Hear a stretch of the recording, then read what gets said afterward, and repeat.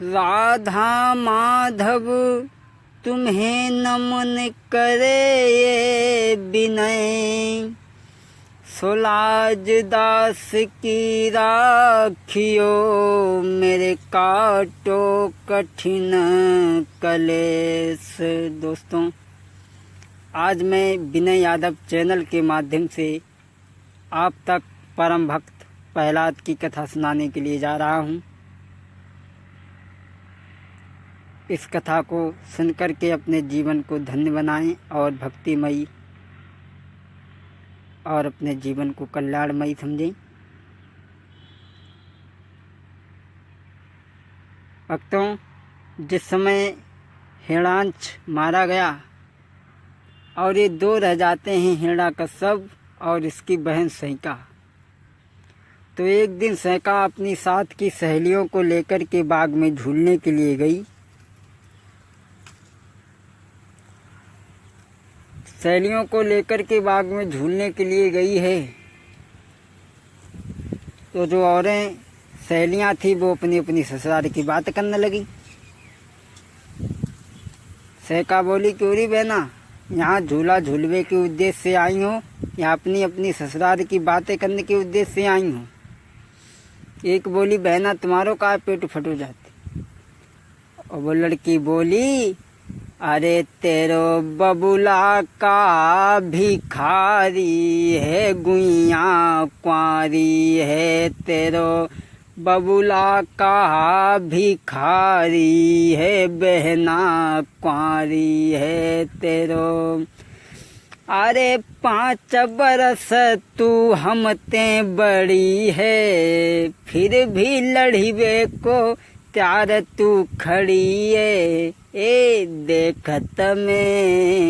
देखत में उमरिया तेरी बारी है, बहना कुंवारी है, तेरो बबुला का भिखारी है, बहना कुंवारी है तेरो। इस सहेलियों में वार्तालाप हो रहा है जब तक विप्रचित्त नाम का राक्षस घोड़े पे सवार होकर के आ गया और उसने सहिका की कलाई को पकड़ लिया। सहिका कहने लगी, नालायक, मेरी कलाई को छोड़ दे, तू मेरे भैया हिरण्याकश्यप को नहीं जानता।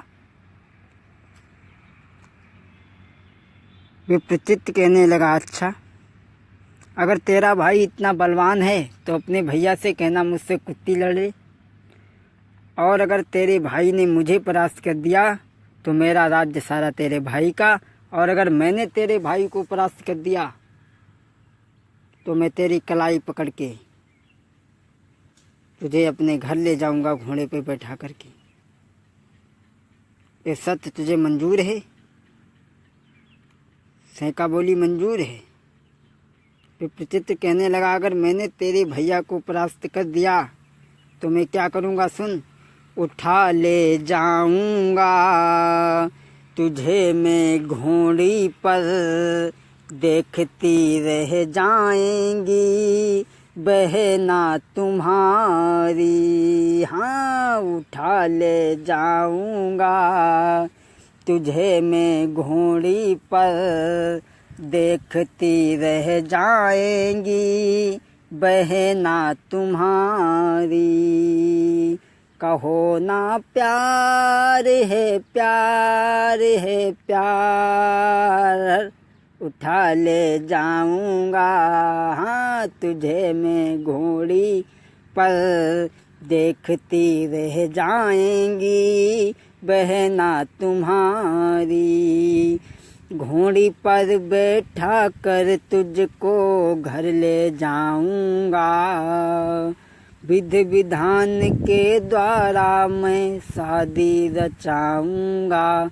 कहो ना प्यार है प्यार है प्यार, उठा ले जाऊंगा हाँ तुझे मैं घोड़ी पर, देखती रह जाएंगी बहना तुम्हारी। बोल सैका, ये सत्य तुझे मंजूर है?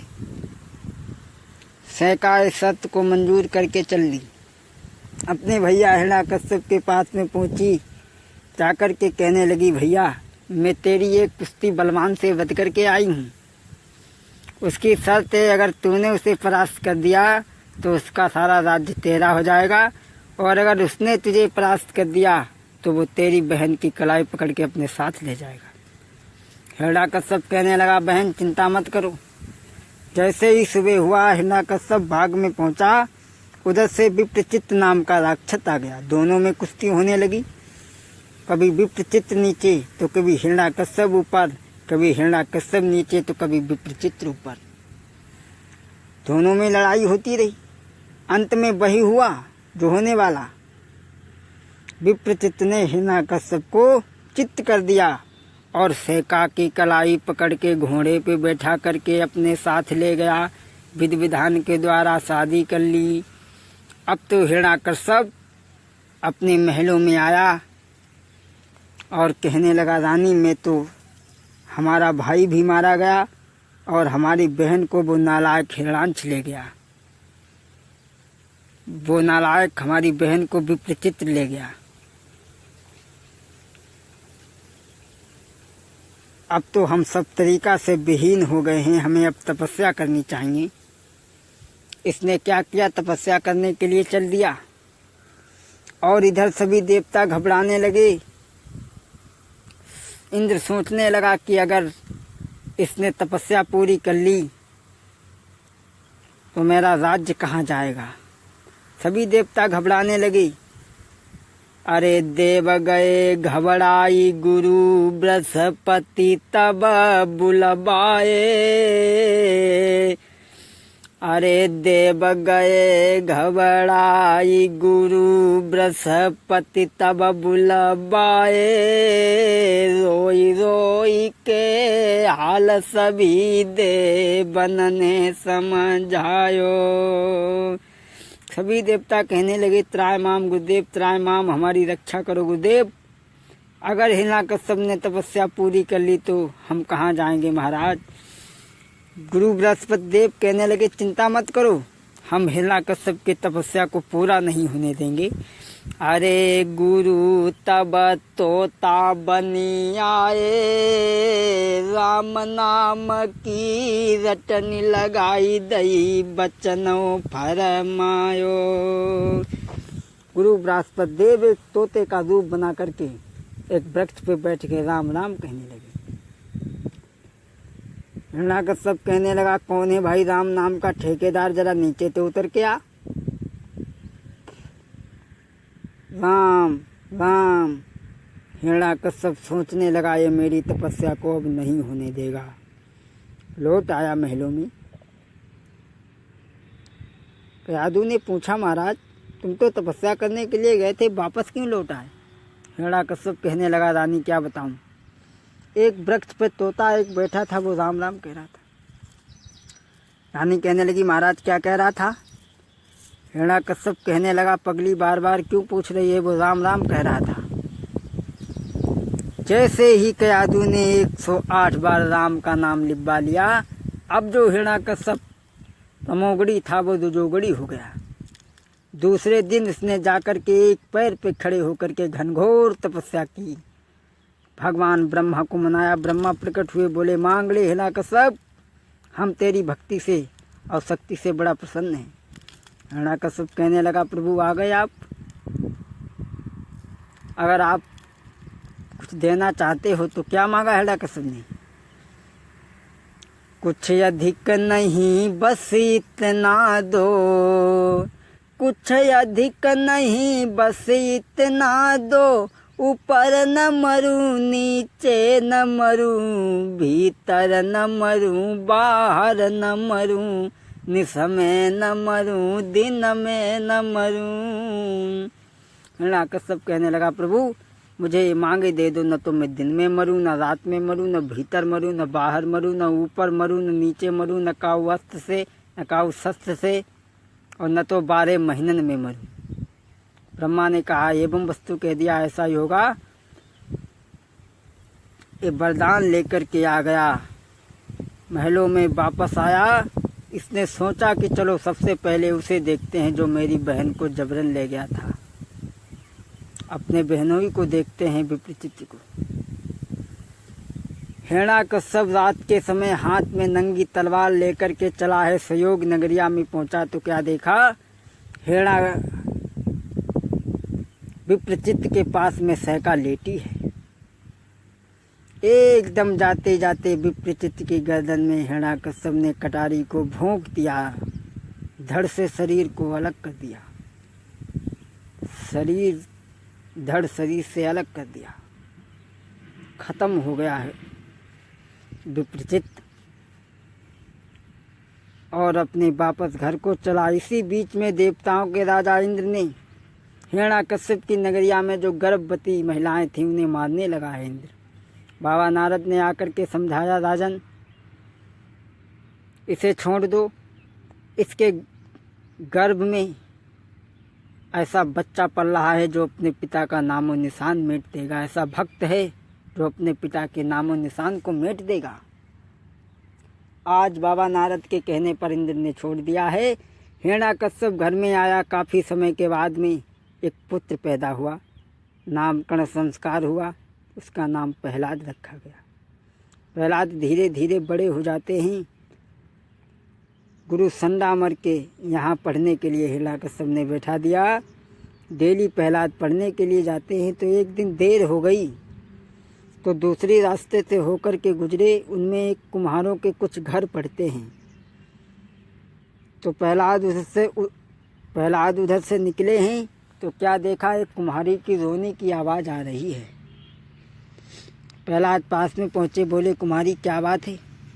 अरे तुम मेरे पिता के राज्य में मेरे पिता के बैरी का नाम लेकर के रो रही है, क्या बात है? कुमारी कहने लगी, बेटा अरे रोई रोई बुढ़िया कहे लला मोते भूल भैये भारी। अरे धोखे तेरे दबी गए अबारे सुता बिल्ली के चारी। अरे भाई मेरे मालिक सरबिंदा, मेरे है दिल में विश्वास बचेंगे बालक सब जिंदा। कुमारी कहने लगी, बेटा इसमें बिल्ली के बच्चे दब गए हैं। तो प्रहलाद कहने लगा, बुढ़िया तेरा भगवान बच्चों को बचा देगा? कहने लगी हाँ। प्रहलाद कहने लगे, अगर तेरा भगवान इन बच्चों को बचा दे ठीक है, और अगर बच्चे नहीं बचे तो मैं तुझे कल का टाइम देता हूँ, तेरे शरीर को धड़ से अलग कर दूंगा। कुम्हारी कहने लगी, ठीक है बेटा अगर बिल्ली के बच्चे बच जाए तो मुझे बधाई दे देना, और न बच जाए तो मेरे प्राण ले जाना। जैसे ही सुबह हुआ प्रहलाद आए, कहने लगे, कुम्हारी कुंभोरानी किमाड़े खोलो, क्या तुम्हारे बिल्ली के बच्चे बचे? कुम्हारी कहने लगी, बेटा अब मैंने आवा ना खोली, अब तुम्हारे सामने ही खोलूँगी। आज कुम्हारी आवा को खोलने लगी है, प्रभु की अरदास करते जा रही है। अरे कुम्हारी मैया रोई रही, कुम्हारी खोलती जाती अबा को हरी सुधी हेरी लई। मैया खोलती जाती अबा को खोल रही है। अरे पके पके जाने घड़ा उठाए, पके पके जाने घड़ा उठाए। कौतुक सामरी याने दिखलाए, रचना नई बनी। कुम्हारी खोलती जाती अवा को हरि गुण गाई रही। कुम्हारी खोलती जाती अभा को। अरे चारी घड़ा कुली कच्चे रही गए। बोलिए सच्चिदानंद भगवान की। दूसरे भाग में आप कथा सुनेंगे।